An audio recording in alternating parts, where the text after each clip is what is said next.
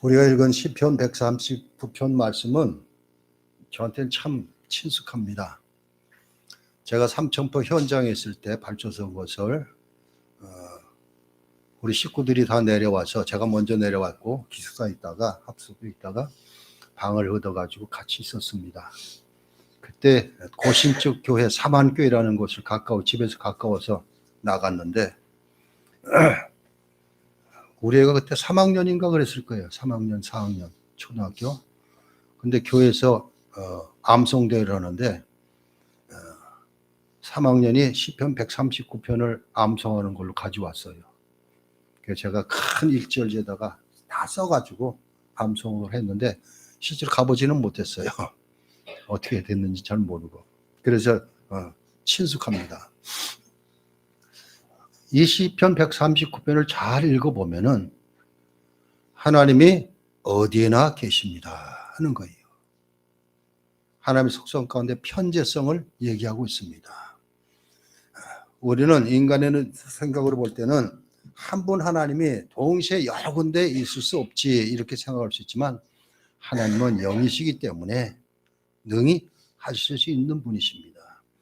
이 시편 기자 다윗은 하나님께서 나를 다 너무나 속속들이 아시고 계십니다 이렇게 말하고 있습니다. 그러면서 내가 어디에 가든지 거기에 반드시 하나님이 계셨습니다 이렇게 고백하고 있습니다. 자, 오늘은 제5장 섭리에 대해서 배웁니다. 섭리. 섭리는 성경적으로 해석을 하면은 하나님께서 안 드신 피조물들을 목적에 맞게 공급하는 행위 또는 모든 피조 세계를 지탱하고 다스리는 행위 이겁니다. 하나님께서 만드신 모든 피조물들을 지탱하시고 다스리는 행위 이것입니다. 섭리가. 자, 그러면 1항을 한번 읽어보겠습니다. 여러분 교재 20쪽입니다. 20페이지 같이 읽습니다.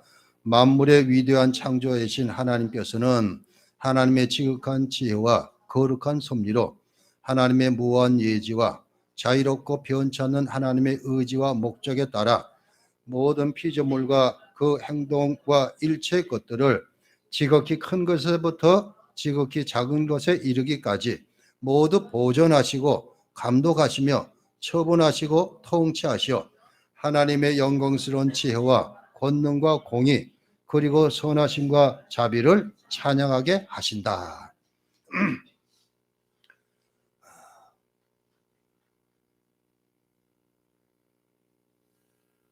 20세기 초부터 19세기 말부터 이런 사상이 생겨났습니다. 이신론이라는 사상이 생겨났습니다. 데이즘이라고 그러는데 이신론은 뭔가 하면 하나님께서는 만물을 만드신 다음에 내버려 두셨다. 각자 알아서 하겠지. 그러면서 예를 들기를 시계를 만든 사람이 시계 탭을 감아놓고선 놓으면 그냥 저절로 가듯이 피조 세계는 그렇게 저절로 움직여 간다. 하나님은 그냥 팔짱 끼고 가만히 보고 계신다. 이렇게 하는 주장이 나왔습니다. 아마 그 전에는 하나님께서 만물을 창조하시면서 물질 세계에서는 자연법을, 인간에게는 도덕법을 부여하시고 더 이상 아무 간섭 없이 독자적으로 스스로 유지하고 다스려 나가게 하셨다고 주장하는 운명론자들이 있었습니다. 이들이 발전해서 이신론이 나온 것입니다.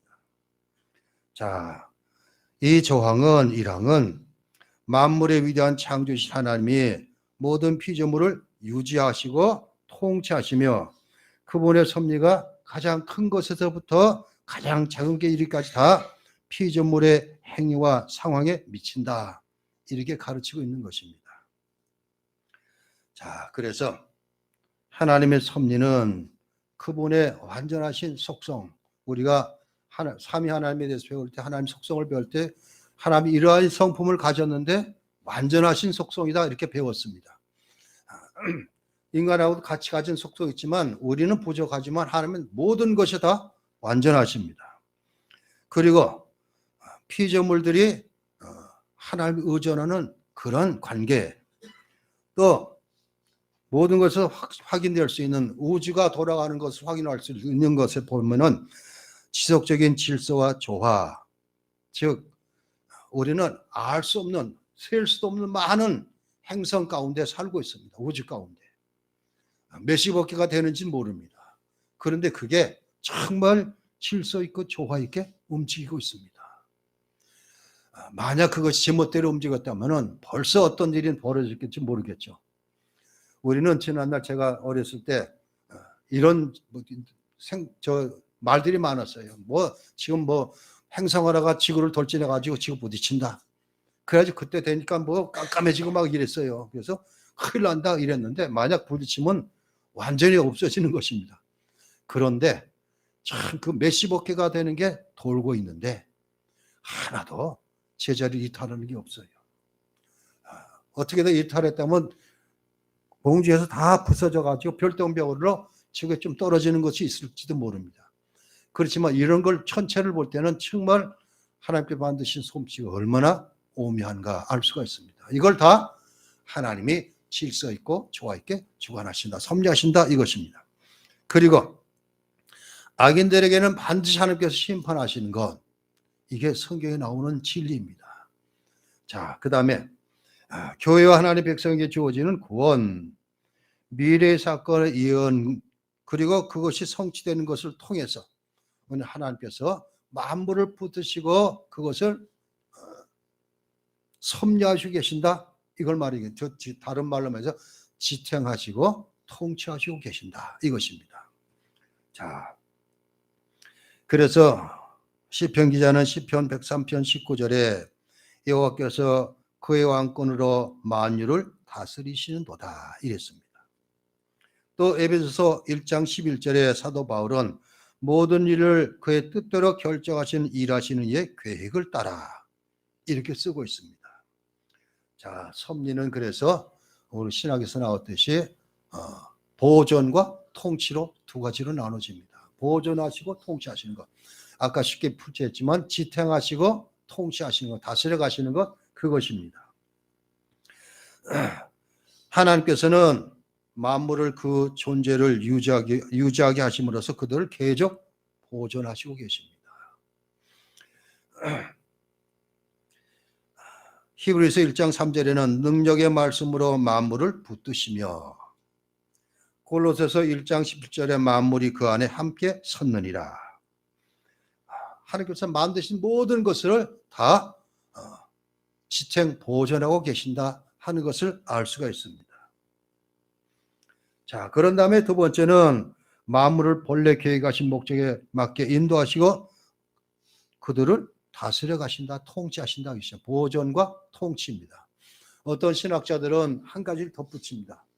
우리 칼빈주의에서는 이렇게 두 가지를 얘기하는데 뒤에 나온 신학자들은 협력을 얘기를 하고 있습니다.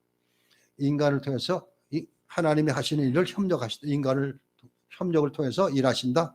이렇게 말하지만 우리는 그냥 보존과 통치, 섭리는 바로 보존하시고 통치하시는 것이다. 그렇게 생각하면 됩니다. 자, 만드신 모든 것을 통치 다스려 가시는 하나님이십니다. 시편 115편 3절에 오직 우리 하나님은 하늘에 계셔서 원하시는 모든 것을 행하셨나이다. 다니엘서 4장 35절에 땅의 모든 사람들을 없는 것 같이 여기시며 하늘의 군대에게든지 땅의 사람에게든지 그는 자기 뜻대로 행하시나니 그의 손을 금하든지 혹시 이르기를 내가 무엇을 하느냐고 할 자가 아무도 없도다. 자, 이 말은 누가 했는가 하면 느부갓네살이 했어요. 다니엘서에서. 다니엘을 통해서 하나님에 대해서 안 다음에 자기 자신이 7년 동안이나 왕위에서 떨어져 나가서 짐승처럼 살다가 복권하고 그리고 다니엘과 세 친구를 풀무불에 집어넣고 이런 일을 행할 때에 그때 살아남은 걸 보고서 느부갓네살이 한 소리입니다. 하나님께서 만유를 다 붙들고 계신다. 이렇게 하고 있습니다. 자, 그리고 하나님께서는 자연스럽게 만드신 모든 것을 보존하시고 통치하신다. 이걸 알았다면, 두 번째는 하나님 섭리는 가장 큰 것에서부터 가장 작은 것까지 모든 피조물과 행위에 그 상황에 영향을 미친다. 섭리는 이것입니다. 딕이라는 신학자는 이렇게 얘기를 하고 있습니다. 어떤 사람들은 일반 법칙을 유지하시는 일반 섭리만 인정하고 개인들과 그들의 일을 간섭하시는 특별 섭리는 부인합니다. 성경의 권위에 복종한다고 말하는 사람이 그런 견해를 받아들이는 것은 도저히 있을 수 없습니다. 성경은 참새 한 마리도 하늘에 계신 성부 하나님의 뜻이 아니고서는 땅에 떨어지지 않고 그분이 우리 머리에 난 머리털의 숫자까지 다 헤아리고 계신다고 증언하고 있습니다. 하나님, 이성의 지시에 조용히 귀를 기울인 사람도 그런 견해를 받아들이지 않기는 마찬가지일 것입니다. 하나님이 행위와 사건에 특별히 관심을 기울이실 것이 틀림없지 않겠습니까? 부모를 돌보지 않고 전체를 돌보는 것이나 개체를 무시한 채 종을 보좌하는 것이 어떻게 가능하겠습니까? 딕이라는 신학자는 이렇게 말하고 있습니다. 모든 만물, 큰 것부터 가장 작은 것까지 이렇게 얘기를 하고 있습니다. 그리고 하나님의 섭리는, 그 섭리는 영혼 없는 피조물에까지 영향을 미친다. 첫 번째로 큰 것부터 가장 작은 것까지, 그 첫 번째는 영혼이 없는 피조물에까지 영향을 미친다. 이렇게 우리에게 가르치고 있습니다. 자연법을 만드신 하나님은 그 기쁘신 뜻대로 모든 것을 유지하시거나 중단하십니다. 그래서 자연 만물은 하나님의 영향력 속에 의지하고 의존하고 그분의 통치에 복종하게 됩니다. 자, 그래서 시편 기자는 시편 119편 91절에 천지가 주의 규례들 대로 오늘까지 있음은 만물이 죄의 종이 된 까닭이니이다. 또 시편 104편 14절에는 그가 가축을 위한 풀과 사람의 채소를 자라게 하시며 땅에서 먹을 것을 나게 하셔서 이렇게 적고 있습니다. 하나님의 섭리는 만드신 모든 피조물에 다 영향력을 끼친다. 이렇게 말해주고 있습니다. 동물 세계, 식물 세계 모두에게 하나님은 영향을 미치는 것. 그래서 시편 50편 10절에서는 삼림의 짐승들과 무산의 가축이 다 내 것이다 말씀하고 있습니다. 시편 104편 27절 28절에서는 이것들은 다 주께서 때를 따라 먹을 것을 주시기를 바라나이다. 주께서 주신지 그들이 받으며 주께서 손을 펴신지 그들이 좋은 것으로 만족하다가, 모든 동물 세계가 이렇게 하나님의 영향력 아래에 있다. 이렇게 말씀하고 있습니다. 그리고 보이지 않는 것, 천사들도 하나님 섭리에 복종할 수뿐이 없습니다. 선한 천사들은 언제라도 그분의 뜻에 복종하고 그렇게 따르고 있습니다. 하나님께서 천사를 통해서 세상에 있는 성도들에게 다양한 사역을 베푸십니다. 자, 히브리서 1장 14절에 모든 천사들은 섬기는 영으로서 구원받을 상속자를 위하여 섬기라고 보내심이 아니냐 이렇게 쓰고 있습니다. 그런데 이 천사 가운데는 하나님의 반역을 해서 악한 천사들도 있습니다. 그 악한 천사들도 하나님의 통제를 받습니다. 우리는 욥기서 1장을 보면 잘 알 수가 있어요. 천사장 가운데 하나가 배반하고 그래서 쫓겨났습니다. 욥기서 1장을 보면은 사탄이 하나님의 계신 곳에 오자 너 뭘 하다 왔느냐 그랬더니 이것저것 다니다 보다가 왔습니다. 그렇게 말하고 있습니다. 그러자 하나님께서 내 종 욥을 유익 받느냐? 이 세상에 이만한 믿음 가진 사람이 없다. 이러자 사탄이 뭐라 그래요? 이거 당연한 거 아닙니까? 물질 많이 주셨죠. 자녀 주셨죠. 당연한 거 아닙니까? 한번 그걸 다 없애버리십시오. 그래도 욥이 하나님 섬길까요? 그렇게 깹니다. 그때 하나님께서는 이렇게 그 한번 해봐라. 그렇지만 욥의 생명 건드지 말라. 예, 사탄도 하나님의 복종하에 사용되고 있습니다. 자, 이처럼 영혼 없는 피조물까지 영향을 미치고, 두 번째는 하나님의 섭리는 우리 사람들의 일에도 영향을 미칩니다. 인간들에게. 모든 민족들은 그들의 일은 하나님의 인도와 통치를 받게 되어 있습니다. 하나님 믿는 자만 통치하시는 것이 아니라 세상 모든 나라들을 다 통치하십니다. 그래서 민족들을 커지게도 하시고 다시 멸하기도 하시며, 민족들을 널리 퍼지게도 하시고 다시 끌려가기도 하시며. 욥기 12장 23절. 바벨론의 느부갓네살은 고통스러운 경험을 통해서 겸손해집니다. 다니엘서 4장 25절에 지극히 높으신 이가 사람의 나라를 다스리시며 자기의 뜻대로 그것을 누구에든지 주시는 줄 아시리이다. 느부갓네살이 이렇게 고백하고 있습니다. 자, 인간 사회 모든 곳에 하나님의 영향을 미친다, 섭리가. 그리고 하나님의 섭리는 가정에도 영향을 미칩니다. 시편 68편 6절에는 하나님이 고독한 자들은 가족과 함께 살게 하시며 이랬습니다. 가정을 만드신 거. 자, 시편 107편 39절 41절에는 압박과 재난과 우환을 통하여 그들의 수를 줄이시며 낮추시는도다. 궁핍자는 그의 고통으로부터 건져주시고 그의 가축을 양떼같이 지켜주시나니.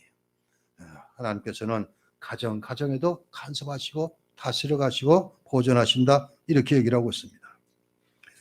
또 하나님의 섭리는 개인과 그리고 그들의 가장 사소한 문제까지 영향을 미친다 말하고 있습니다. 개인의 출생, 그 수명, 그 인생에서 일하는 모든 일이 하나님의 가장 제일 거룩하신 섭리 안에서 이루어집니다. 한 사람 한 사람 개인사도 마찬가지입니다. 때가 돼서 우리를 이 세상에 나게 하시고, 그리고 이 세상에 태어나서 사는 사람 가운데 어떤 사람들이 일찌감치 모태신앙으로부터 시작해서 믿음으로 출발하는 사람이 있는가 하면은, 어떤 사람은 늦지막하게 예수를 영접하기는 그런 일도 있을 거예요. 이게 다 하나님께서 하시는 일이다, 이렇게 말하고 있습니다. 그래서 누가는 사도행전 17장 28절에 우리가 그를 힘입어 살며 기동하며 존재하느니라. 너희 시인중 어떤 사람들의 말과 같이 우리가 그의 소생이라 하니. 욥기 14장 5절에 그의 날을 정하셨고 그의 달수도 주께 있으므로 그의 규례를 정하여 넘어가지 못하게 하셨사온지요. 한 사람 한 사람 모든 것을 다 하나님께서 다스려 오시고 있다, 이렇게 말하고 있습니다. 자, 아무튼 하나님께서 섭리하시는, 즉 보존하시고 통치하시는 이 모든 것은 하나님 만드신 모든 피조세계에 다 영향을 미친다는 것을 알 수가 있습니다. 자, 그러면 2항을 읽어보겠습니다. 2항, 그것도 20쪽에 있습니다. 제1원인이 되시는 하나님의 예지와 작정에 따라 모든 일은 변함없이 오류 없이 일어난다. 그러나 하나님은 동일한 섭리로 이 모든 일이 제2원인의 본질에 따라서 필연적으로 자유롭게 또는 우발적으로 일어나게 정하셨다, 이렇게 말하고 있습니다. 하나님은 창세전부터 모든 것을 일찍이 다 알고 계셨습니다. 이것을 예지라, 이렇게 얘기를 합니다. 모든 일이 하나님의 뜻은 변함없는 계획에 따라 이루어지고 있습니다. 모든 일이 하나님의 예지와 작정에 따라서 한 치의 착오도 없이 정확하게 우리가 살고 있는 이 세상에서 이루어지고 성취되고 있습니다. 하나님께서는 물질 세계 모든 것에 그 지속성은 물론 움직임, 기능까지 다 하나님의 뜻과 권능에 의존하게 만들고 있습니다. 하나님은 자연법이라 불리는 물리적인 법칙에 따라 물질 세계를 다스리십니다. 성경에서는 하늘 법칙, 욥기서 38장 33절, 내가 하늘의 궤도를 아느냐, 하늘로 하여 그의 법칙을 땅에 베풀게 하겠느냐. 제2차 원인은 물리적인 법칙, 그 인과 법칙과 조화를 말하고 있습니다. 하나님께서는 모든 피조물에게 그렇게 행하시고 있다. 자연 피조물이든지 하나님 섭리는 지성적인 피조물, 그렇다면 인간 세계죠. 의지와 행위에 관여하지만 그들의 이성적인 자유를 침해하지는 않습니다. 이것이 이제 우리가 창세기 3장에 나오는 아담 하와가 선악을 알게 나무 열매를 따먹는 일입니다. 어떤 사람은 왜 그걸 만들어 놓고 따먹을 줄 알면서 왜 만들어 놨냐? 그렇게 힐나는 사람들이 있는데 하나님께서는 우리에게 만드시고 우리 인간을 만드시고 그리고 하나님의 형상과 모양으로 그리고 영을 불어넣으시고 그래서 하나님만을 바라볼 수 있도록 만드셨는데 단 한 가지 해당되는 명령 한 가지만 있어요. 저거는 따먹지 마라. 절대 먹는 사람 반드시 죽는다. 이랬지 않습니까? 그런데 그러면서 자유의지를 줬어요. 보고서 자기 결정대로 따먹을 수도 있고 안 먹을 수도 이렇게 하니까 그 자유의지를 아담 하와는 잘못 사용해가지고 타락하는 존재가 되고 말았습니다. 자, 그래서 이성적인 피조물의 인간은 자신의 의향을 따라 스스로가 누릴 수 있는 모든 자유를 향유하고 있습니다. 모든 인간은 그렇게 되어 있어요. 그렇지만 이제 우리가 믿음을 가지면 이것이 하나님께 우리에게 주신 자유의지는 어떻게 사용하는 것을 알게 된다. 믿음을 가지게 되면 그 전에는 전부 다 자신의 생각으로 자신의 뜻으로 그렇게 하고 있습니다. 자, 그래서 이사야 선지자는 이사야서 46장 10절에 내가 시초부터 종말을 알리며 아직 이루지 아니한 일을 예측부터 보이고 이르기를 나의 뜻이 설 것이니 내가 나의 모든 기뻐하는 것을 이루리라 하였노라. 하나님께서는 하나님 기쁘신 것을 인간 세계에 이루어지고 그렇게 되기를 원하시고 있습니다. 자, 그리고 이제 사망을 읽어봅니다. 사망도 20쪽입니다. 하나님은 자신의 일반적인 섭리를 이루어 가실 때 여러 가지 방법을 사용하신다. 그러나 하나님께서는 그런 방법을 사용하지 않으시고도 때로는 그것을 초월하거나 또는 그것을 거슬러서라도 뜻을 자유롭게 일하신다. 하나님의 섭리는 일반 섭리와 특별 섭리로 나누어집니다. 일반 섭리를 베푸실 때는 수단들을 사용하시고 그리고 그 크신 죄로 확립해 놓으신 일반 법칙을 따라서 다스려 가십니다. 그래서 그분이 정해 놓으신 것을 따라서 모든 피조물들은 추종해야 됩니다. 따르고 해야 됩니다. 그러나 하나님께서는 그렇게 일반적인 수단을 만들어 놓으셨지만 하나님께 그것을 잠시 중단하거나 수정하는 것도 있습니다.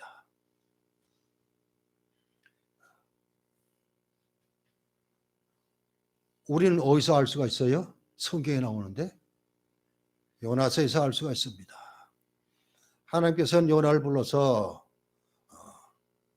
니느웨로 가가지고 이제 저들이 망할 것이라고 선포하라 이렇게 얘기를 했습니다. 그자 요나는 우리 원수의 땅에 내가 가서 그걸 왜 얘기합니까? 그러다가 배를 타고 멀리 떠나다가 파도가 일고 풍랑이 일자 자기 때문에 그런 줄 알고 그래서 나를 버리라 그럼 괜찮을 것이다. 그래서 물고기 뱃속에 들어가지 않습니까? 거기서 기도하는 내용이 나오고 그리고 드디어 니느웨 와서 다니면서 이 얘기를 하자 니느웨 백성들이 다 짐승으로부터 다 회개했다 그랬습니다.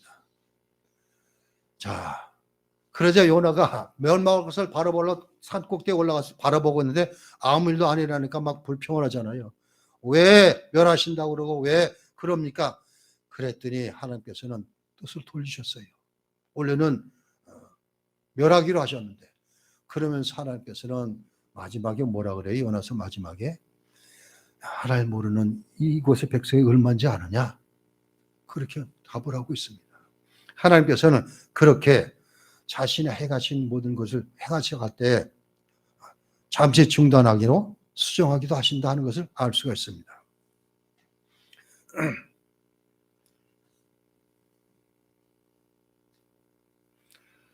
하나님의 직접적인 개입을 통해서 일반 법칙을 초월하는 일들이 납니다. 이걸 뭐라 그럽니까? 기적이라 그러죠. 이적이라 이렇게 합니다. 이 기적은 아예 하나님을 없다고 사는 사람들, 무신론자들은 인정할지 모르지만 대부분의 사람들은 기적은 인정을 합니다. 살다 보면 그런 일들이 벌어져요. 기적 같은 일들이. 내가 상상할 수 없던 일들이 벌어집니다.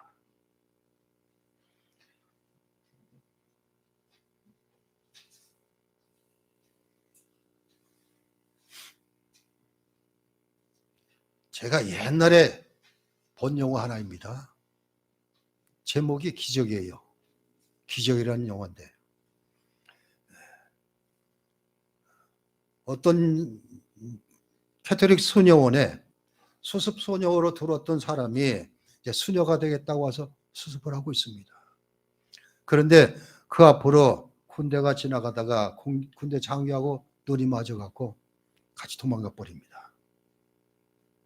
근데 그 수녀에서는 하나가 이상한 일이 벌어진 거예요. 성모상이 사라지고 그 도망간 수녀가 그대로 있어요, 거기. 그런데 이 수녀는 만난 사람마다 다 죽어요, 남자가. 그러니까 자기가 순회대권을 거역을 하고 세상을 나왔더니 그런 뭐이라고 깨닫고 다시 들어갑니다.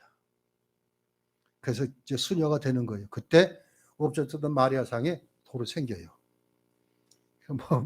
그 영화는 저는 그때 뜻도 모르고 봤지만 그 영화는 그거예요. 수녀가 하나님께 소원했는데 그걸 하자고 세상에 나갔더니 앞길을 다 가로막아 놓았어요. 간섭하셔서 깨닫고 돌아오도록 했습니다.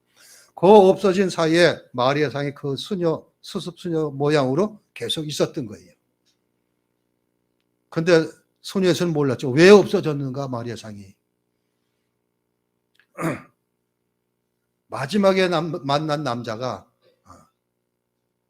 전쟁을 하다가 폭탄에 터졌는데 바로 옆에서 터져갖고 살아났어요. 그걸 알고 그렇게 만났던 남자마다 그랬는데 이 사람이 살아나면서 더 이상은 사람 죽여서는 안 되겠다고 돌아간 거예요, 수녀가.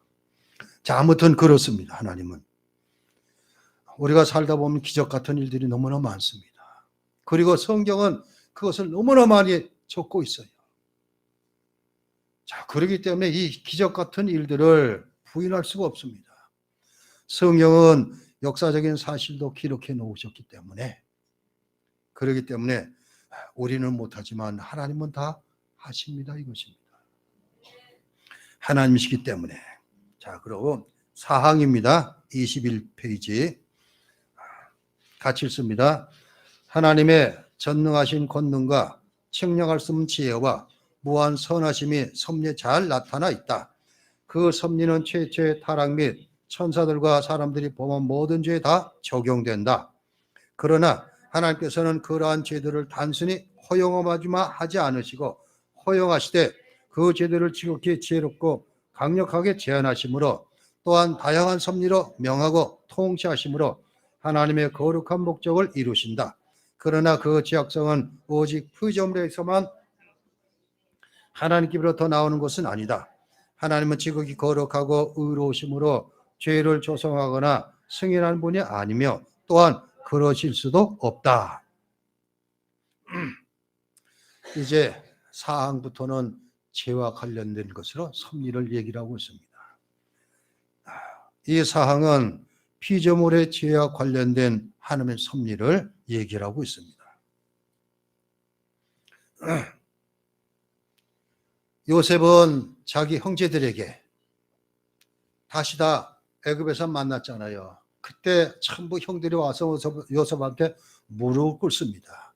그때 요셉이 뭐라 그랬습니까? 창세기 45장 5절에 당신들이 나를 이곳에 팔았다고 해서 근심하지 마소서, 한탄하지 마소서.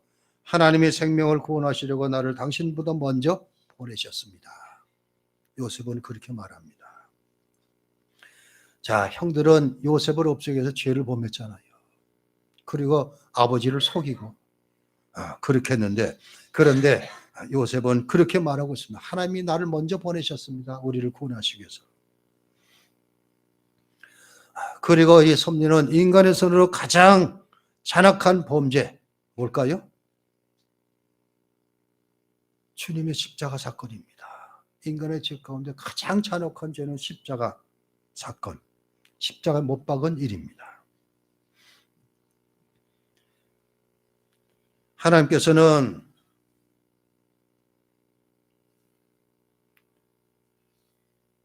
주님의 거룩한 피를 묻힌 사악한 자의 그분을 구원해내십니다.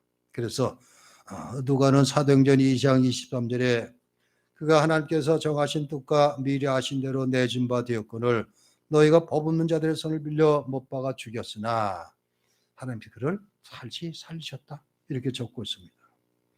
자, 그 다음에는 하나님은 죄의 원인자가 아니라 승인자가 아니라는 사실은 명백하다 이것입니다.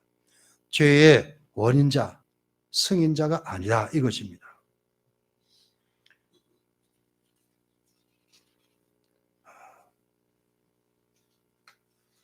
피조물의 죄와 하나님의 섭리를 연결시켜 말할 때는 대개 하나님이 죄를 허용하시거나 재현하시고 자신의 거룩한 목적에 이바지하도록 다스린다라는 표현을 사용합니다.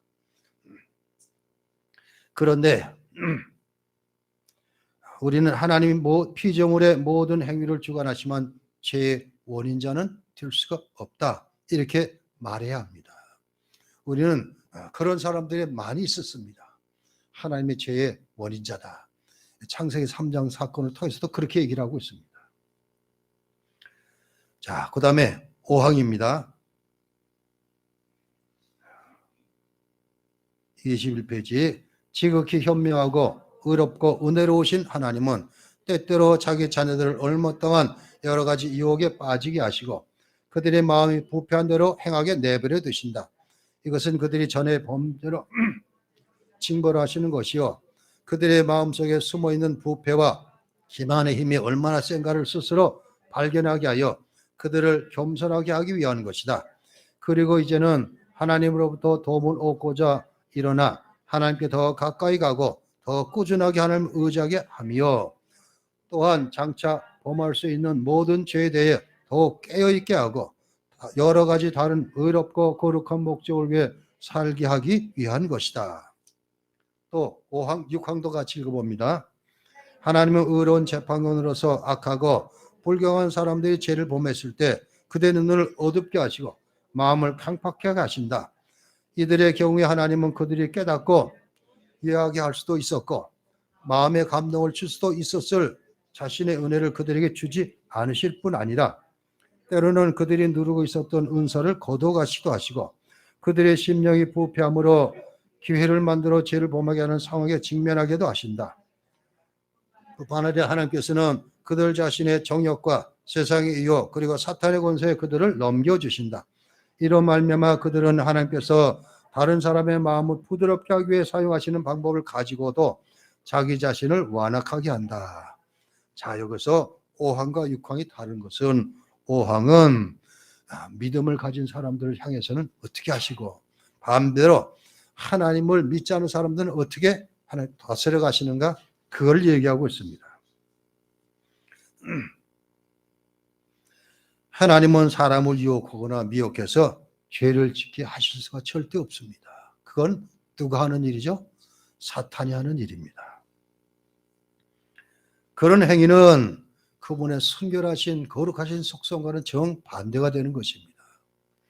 그래서 야고보 사도는 야고보서 1장 13절 14절에 사람이 시험을 받을 때 내가 하나님께 시험 받는다 하지 말지니 하나님은 악에게 시험을 받지도 아니하시고 친히 아무도 시험하지 아니하시느니라. 오직 각 사람이 시험 받는 것은 자기 욕심에 끌려 미혹됨이니 이렇게 쓰고 있습니다.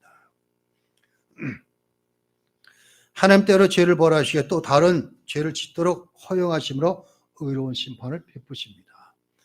다른 죄를 져서 깨닫게 하시는 것입니다. 즉 이것은 믿는 자들이 그걸 통해서 더 하나님 앞에 겸손하게 하도록 하기 위해 주시는 것이다. 이렇게 일하고 있습니다.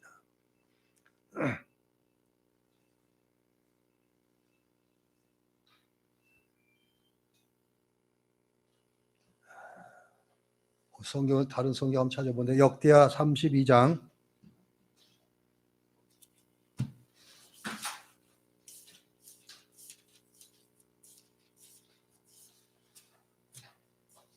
32장 31절입니다. 역대하 32장 31절. 제 성경으로 구약 성경 702면 31절 같이 읽습니다. 그러나 바벨론 방백들이 히스기야에게 사신을 보내어 그 땅에서 나타난 이적을 물을 때에 하나님이 히스기야를 떠나시고 그의 심중에 있는 것을 다 알고자 하사 시험하셨더라. 이렇게 말하고 있습니다. 자, 하나님께서는 우리가 죄를 깨닫고 겸손하기 위해서 이렇게도 하신다 이것입니다. 히스기야 왕은 선한 왕이었지만 몇 가지 잘못한 일들이 있잖아요.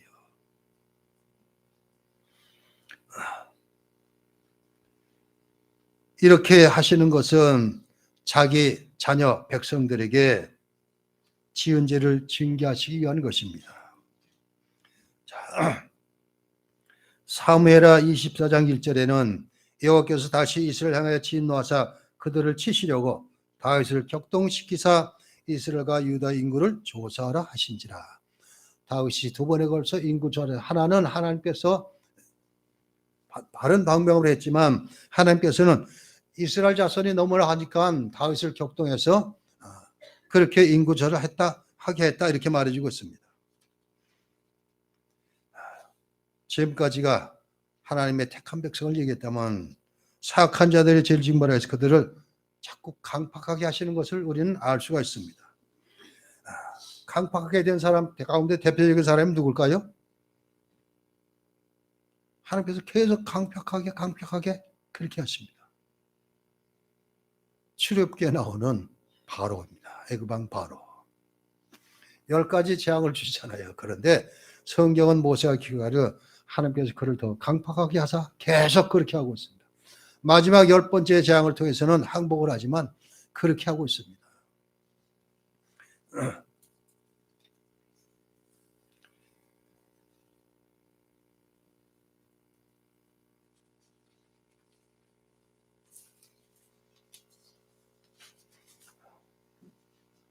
다른 말로 말해서 그렇게 강팍하게 하신다는 것은 하나님께서 주신 그 인간이 가진 선한 마음을 그냥 사용하지 못하도록 거두는 방법을 사용하시는 것입니다. 이 선한 마음을 거두어 가시면은 선한 마음 대신 악한 마음만 있기 때문에 더 그렇게 하신다 이것입니다. 그리고서 그들을 다 어디다 사탄의 권세에 넘겨주십니다.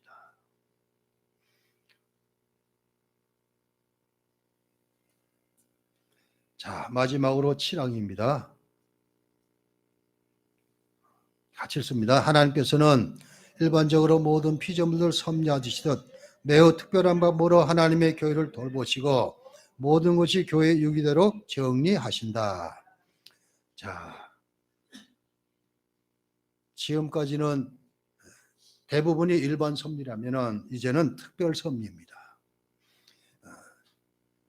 일반 섭리 가운데도 하나님 택하신 자들은 어떻게 하시는가를 통해서 특별 섭리가 보여지긴 했지만 이제 하나님의 교회와 그분의 백성에게만 한 것은 특별하신 섭리입니다. 일반 섭리는 모든 피조물들에게 향하는 것이고 특별 섭리는 하나님의 교회와 그분의 백성, 하나님의 자녀에게 특별히 적용되는 것입니다. 역대하 16장 9절에 여호와의 눈은 온 땅을 두루 감찰하사 전심으로 자기에게 향하는 자들을 위하여 능력을 베푸시나니. 자기의 눈을 돌리는 사람에게. 자, 그렇기 때문에 우리가 수요일 저녁에 우리 정 목사님이 요한계시록을 하는데 요한계시록은 다른 게 없거든요. 교회가 마지막에는 승리하게 되어 있다. 처음부터 교회 사자, 일곱 별 이렇게 얘기하면 교회부터 시작하고 2장부터 3장은 소아시아 7개를 말한 다음에 그러고 나서는 계속 되어지는 것이 교회가 받는 모든 것들을 얘기하고 있는데 결국은 교회가 이기게 되어 있습니다. 이게 특별하신 섭리입니다. 교회는. 제가 이제 이 신앙 고백 끝나면은 교회사를 해볼까 하고 좀 준비하고 계속 보고 있는 중인데, 초대교부터 시작돼서 받은 박해가 300여 년 동안 있었는데, 그때 로마 황제 10명의 대표 형제가 있어요. 그들이 엄청나게 박해를 했어요. 그냥.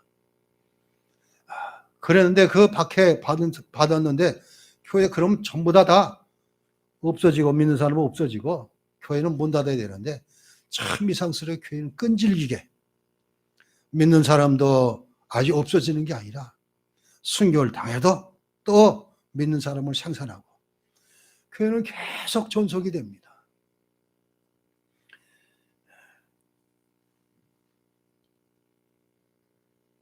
19세기 말에 프랑스 조술가입니다. 악의 꽃이라는 소설을 쓴 사람인데 이 사람은 철저하게 무신론자입니다. 이 사람이 이렇게 얘기를 했어요. 앞으로 몇십 년의 교회는 다 문 닫는다. 그때가 19세기 말부터 20세기 초까지가 문명이 얼마나 발달하는지, 그래서 많은 사람들이 천국이 다른 게 아니다. 이 땅이 천국이다. 파라다이스다. 이렇게 얘기를 했어요. 너무나 좋은 것들이 많이 생기니까 살기 너무 편하고. 그러자 이 볼테르는 그렇게 얘기를 했어요. 몇십 년 안에 교회는 다 없어진다. 문 닫는다. 그런데 교회는 문 닫기는커녕 그 사람 집이 성경을 인쇄는 인쇄자가 됐어. 하나님은 그렇게 하십니다. 자, 온 땅을 두루 살피고 우리가 처음에 읽었던 시편 139편이 바로 그 내용입니다. 하나님께서는 온 땅을 두루 살피시면서 감찰하시고 아주 세심하게 보시고 그리고 자기에게 향하는 자들에게 능력을 베푸시는 하나님. 이게 특별 섭리입니다. 그 대상에 저와 여러분들이 들어가 있는 것입니다. 그리고 우리 교회가 들어가 있고. 자, 마지막 때에 정말 주님께서 내 교회다웠다 하는 교회가 얼마나 있을까 걱정이 되기는 합니다.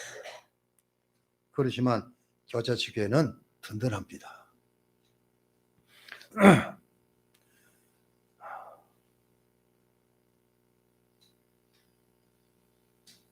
미국에서 들어와서 검사를 했어요. 부모님 때문에 돌아가서 검사를 목회하는 분이 있는데 그분이 미국에서 목회를 하다가 잠시 들어와서 왔다 갔다 하고 있는데 지금 미국에서는 메리 크리스마스 없어졌대요. 그 얘기를 하면 안 된대. 걸린대요. 해피 홀리데이 그래야 된대요. 그냥 성탄절 부활절 다 얘기를 못 한대요. 해피 이스트 이거 안 된대요. 다. 이런 세상을 살고 있어요. 그러니 마지막 때까지 살아남을 교회가 얼마나 있을까 이런 생각도 듭니다. 그런데 하나님께서는 교회를 특별히 붙잡고 계십니다. 왜 그래요? 교회의 주인이 머리가 우리 주님이시기 때문에 누구도 분리할 수가 없습니다.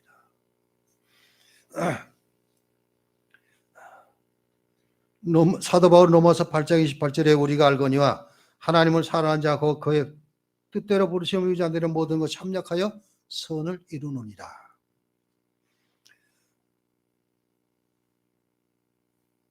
사도행전 8장 3절 4절을 보면 사울이 교회를 참멸할세 그러면서 남녀를 끌어다가 옥에 넘기리라. 그 흩어진 사람이 두루다니며 복음 말씀을 전할세 이랬습니다. 흩어져서는 다 복음을 전했어요. 초대교회가. 그 교회는 왜 하나님께 특별히 붙들고 계실까? 자, 성경을 찾아보면 마태복음 16장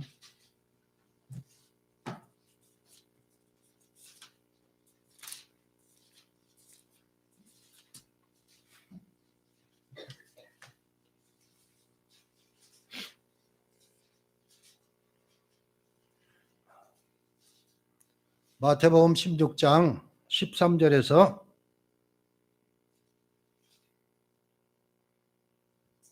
18절까지 읽어보겠습니다.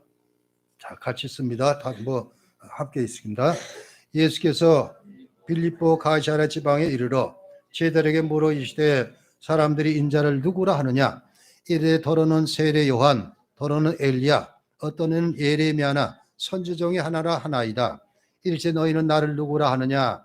시몬 베드로가 대답하리되 저는 그리스도시요 살아계신 하나님의 아들이시니이다. 예수께서 대답하여 이르시되 바요나 시몬아 내가 복이 있도다. 이를 내게 알기는 혈육이 아니요 하늘에 계신 내 아버지시냐. 또 내가 내게 이르노니 너는 베드로라. 내가 이 반석에 내 교회를 세우리니 음부의 권세가 이기지 못하리라. 자, 전에 이 본문을 갖고 설교한 내용이 기억이 납니다. 주님께서는 교회를 내 교회라 그랬습니다. 내 교회다. 이 지상에 세운 교회는 다 주님께서 피값으로 세운 교회입니다. 그리고 주님께서는 그 교회를 내가 세우겠다 그랬습니다. 주님이 세워가십니다. 그런데 어디에 세운다고요? 믿음, 신앙 고백 위에. 그리고 그 교회는 반드시 음부의 권세가 들이닥칩니다. 반대 세력이 너무나 많습니다. 지금 세상에서 행해지는 모든 일들이 다 교회를 어떻게 무너뜨릴까 하는 세력들이 너무나 많습니다. 그런데 마지막에는 음부의 권세가 이기지 못한다.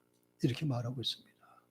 그렇기 때문에 교회를 이렇게 섭리하시고 특별히 섭리하시는 하나님은 교회가 당연히 마지막까지 존속되고 그리고 승리할 수 있도록 붙잡고 계십니다. 섭리하고 계십니다. 그리고 그 마지막까지 세워진 살아있는 교회는 그 교회에 속한 성도들은 마찬가지로 승리하는 성도들이 됩니다. 자, 아무튼 하나님께서는 섭리하신다는 것은 섭리하시다는 것은 만물 만드신 모든 피조물들을 보존하시고 통치하시는 것, 지탱하시고 다스리시는 그런 하나님이신데 그 하나님은 모든 만물을 다 간섭하시고 만물은 그 하나님의 영향 가운데 다 기동하고 있다 하는 것을 알게 됩니다. 그렇지만 우리에게는 특별한 섭리가 우리에게 부어졌기 때문에 우리는 하나님의 자녀가 되었고 그리고 마지막에는 승리하고 그리고 천국에 들어가서 마지막에 부활체로 영생할 수 있는 이 길을 열어놓으셨습니다. 자, 하나님께서 그 섭리 가운데 우리 한 사람 한 사람을 택해 주셨고 구원해 주셨고 자녀 삼아 주시고 천국 백성 삼으셨다는 거 늘 잊지 마시기 바랍니다. 기도합니다.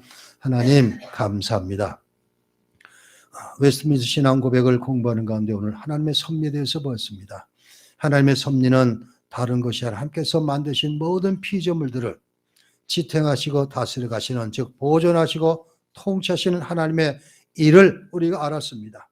이제 이 하나님의 섭리는 모든 피조물에게 구석구석까지 다 미치고 그리고 모든 피조물들은 그 하나님의 영향력 안에 있다는 것을 우리는 알았습니다. 그렇지만 하나님께서는 특별하게 우리를 섭리하셔서 교회를 세우시고 그 안에 믿음을 가진 성도들을 허락해 주심을 감사합니다. 우리는 바로 이러한 특별한 섭리 가운데 구원받았고 자녀가 되었고 천국 백성 되었다는 것을 알고 천국이 나의 것으로 나의 소망으로 알 수 있다는 것을 알았사오니 이제 이런 확실한 사실을 깨닫고 어딜 가나 하나님께서 나와 함께 하신다는 것을 늘 잊지 않는 우리들 되게 해 주옵소서. 예수 그리스도 이름으로 기도하옵나이다. 아멘.